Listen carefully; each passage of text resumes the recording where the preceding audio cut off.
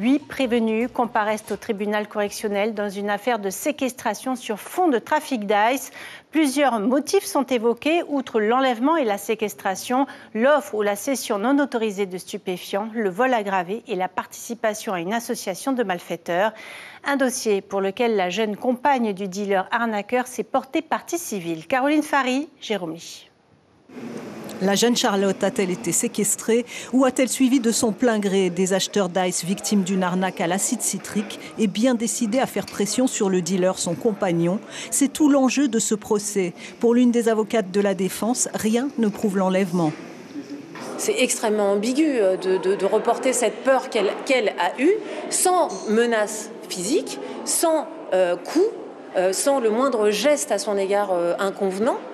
Avec elle-même qui ouvre la porte de la voiture et qui s'y installe.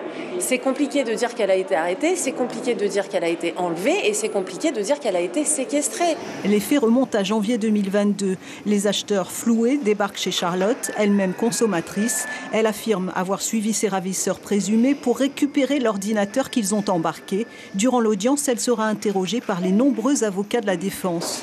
Ils essaient de faire porter en fait sur le dos de cette petite victime de 20 ans à l'époque la responsabilité d'une dizaine d'autres prévenus. C'est du gros n'importe quoi.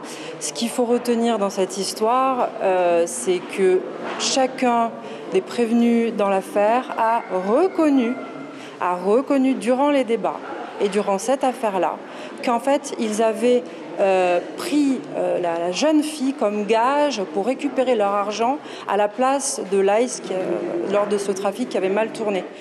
La présumée séquestration aura duré en tout et pour tout 3 heures. Les prévenus encourent jusqu'à 5 ans de prison.